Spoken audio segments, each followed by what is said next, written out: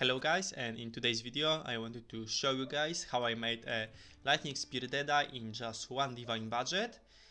And it is destroying all of the content really easy. You can kill all of bosses with that, you can farm any maps that you want. I was farming tier 15, tier 16s with Delirium on it and doing breaches on all that, and I had no problem with that. We are also dealing almost 10 million damage in just one hit on the bosses, so you can like 3 or 4 shot even the tier 4 bosses, the hardest bosses in the game, and it is all on just one divine budget. We are also, maybe we are not super tanky, but because of the how Lightning Spear clears the maps, this is pretty defensive setup, so you will not be dying like every few minutes. We have like 60% evasion rating and 3000 EHP, and with Lightning Spear and the movement speed that we get, because we have like 50% movement speed, this is really defensive build. And also keep in mind it is just one divine budget, and with like 5 divines or something like that, you can make maybe the damage to go like to 15 million per one hit, and maybe make like 3 to 4,000 energy shield with like 80% evasion rating, chance to evade, and you will be almost immortal, one-shotting everything. But I wanted to make a cheap, just a one divine version to see how broken it is, and it is pretty broken. And for the rest of currency that we are left off, you maybe want to use some quality on your gems, quality up your gear, use artificent orbs, and also make sure that you have 4 link on your Lightning Spear, or maybe even if you can go for the 6 links. Okay, so going to the gear, first item that makes us able to fit in just one divine budget is that we are not using Beacon of Aziz, because it's like 40 exalted orbs, so almost a half divine orb, but we are using Chore of the Storm, and it gives us that the critical hits ignore enemy monster lightning resistance, and the Beacon of Aziz gives us that we ignore every elemental resistances of enemies. But since we use the Chore, our gearing is also a little bit different, but not too much. And the main difference is that if you are using this amulet, you just want to get lightning or physical damage on your gear. And what I mean by that is, like here on this ring, you want to get lightning and just the physical damage. Physical is good also because our Lightning Spear converts 80% of physical damage to lightning damage, and lightning bolts converts 100% damage to lightning. So first get a lightning damage on your rings and gloves, and then go for the physical damage.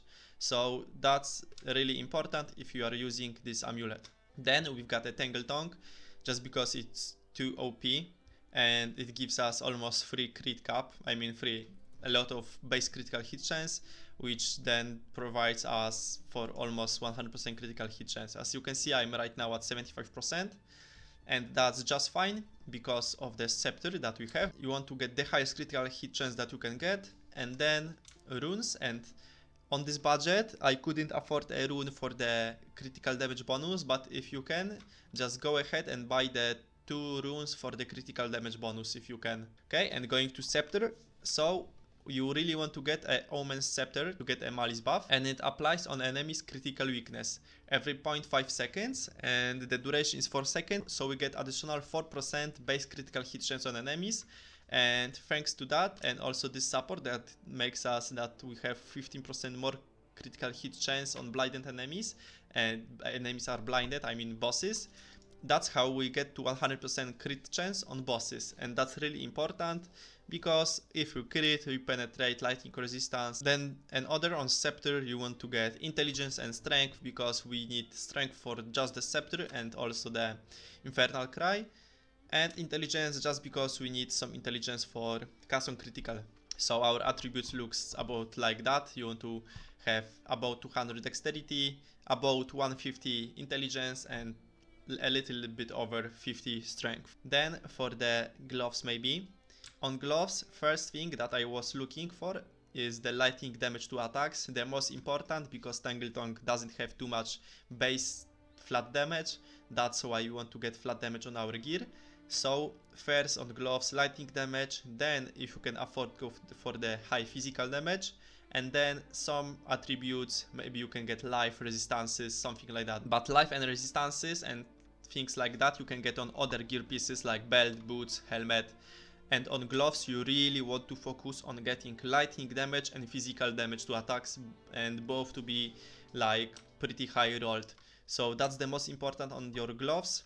High lightning, high physical damage, then you can get some attributes maybe, or the resistances I told before. Same things for the rings. High lightning damage, if you can get, then go for the physical damage also on both of them, and then some attributes, resistances, just the stats that you need.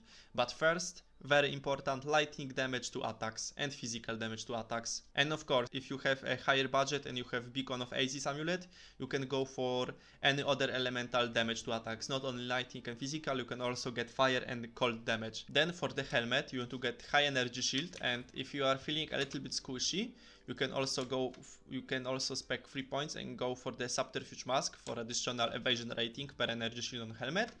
I'm not taking it because I don't really feel squishy, but it's really good. Also, I only have level 89, so yeah, I would suggest you, if you really go further into the game, to take the subterfuge mask, and if you get helmet like with over 400 energy shield, then it's really good. But other than the energy shield on helmet, you can also look for the increased critical hit chance suffix. Because of how high is our base critical hit chance, the 20% on helmet is really high, so that's also really good for damage. Then body armor, just the evasion and energy shield hybrid, also because of this node, which gives us additional energy shield per evasion. And maybe you can go with just a pure evasion rating and then take this node for 100% increased evasion from body armor, and also this node. But I think that the hybrid chest is just better, because with hybrid chest you get a really high energy shield and evasion rating, and also a little bit more energy shield just from this node. So I think that the hybrid is just the best for that build. Then belt, on my belt I got only resistances, because actually there's nothing you can get here, to be honest. Maybe you can get a strength, but we get strength on the scepter, and just from the 2 points you have just enough strength to use everything. Maybe if you have way more resistance you can get it, but I think it's worth to sacrifice resistances on things like gloves and rings just to get more damage, and then cover it with the resistances on belt. Boots, movement speed 35% will be the best. I've got 30 and some resistances. We don't care about anything else. Or also on boots you can get attributes like dexterity and intelligence if you have evasion energy shield base. And for the future upgrades, for sure Beacon of Aziz on the amulet, and then maybe getting better rings and gloves. Something like that would be really good, or that, the triple elemental ring, really good, or this with just the higher bonuses and maybe some rarity, things like that. Getting better Tangle Tongue, something like that.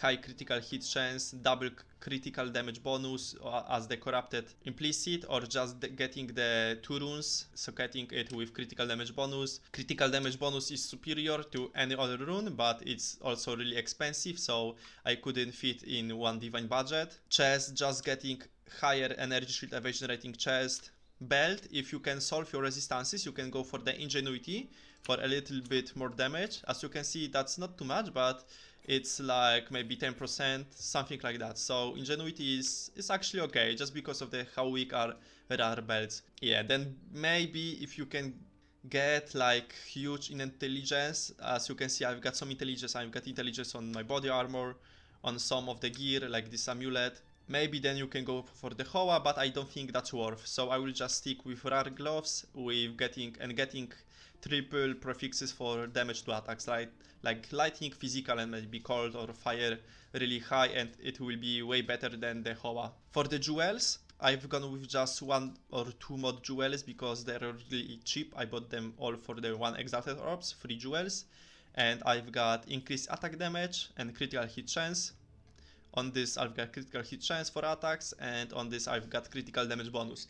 And the best jewels are something like increased damage for spears, increased critical hit chance, and increased critical damage, something like that. Then going to the tree, actually that's just the normal tree that you are playing, I think, on almost every Lightning Spear Deadeye.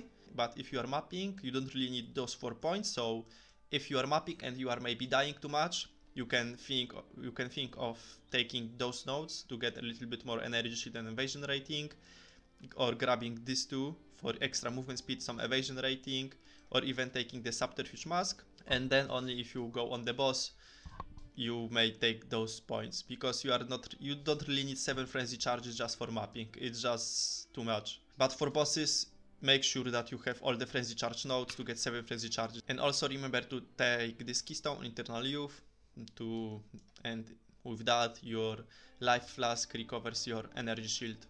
And for the ascendancy also, just the normal ascendancy for all the Lightning Spear Deadeyes. You are going for the tailwind, then less damage per tailwind, and then taking the frenzy charge nodes. And for the gems, we are using 2 4 links because that's how much I could afford. If you can, just sure go for the 5 link, for the 6 links. But as for now, for the 4 links, I'm using Lightning Spear with Revolt, Fork, Lightning Infusion, Primal Armament, Wind Serpent's Fury with Ambrosia. And to make sure that it works well, also grab a mana flask with high maximum charges for the Ambrosia. Then concentrated effect, overextend, and blind sight. It's really good. It's just 15% more critical damage bonus and critical hit chance if enemies are blinded, and enemies are blinded because we have blind or our auto attack, rage, martial tempo, and conduction. Then Herald of Thunder with innervate, ambush, and electrocute. Combat frenzy with profusion, and maybe if you can afford third 4 link, you may want to swap profusion to the cast on critical, because Sniper's Mark is mainly on bosses, because Sniper's Mark has like 1.5 seconds cooldown with Ingenuity support, so it will proc way faster on bosses, then you will get way faster frenzy charges, so you can use Wind Serpent's Fury way faster and just kill boss faster. But for mapping, it's just fine. And if you don't want to swap profusion, you don't have to. It's only if you like want to really max bossing. Then Ghost Dance, and actually Ghost Dance is not that good without the subterfuge mask, because you don't have too much evasion rating. As you can see right now, I only have 2.7k, and with the 10 tailwind stacks will be like on something like 5000. And if I quality up my cast on critical, I would be missing only 10 spirit to use the raw amount or blink. So yeah, for sure, if you quality up your cast on critical, or you get a Beacon of Aces amulet, which gives us like up to 45 spirit, then just go for the raw amount or the blink. Depends on what playstyle you like. And last is Infernal Cry with Enrage, War Cry, Premeditation, and Raging Cry.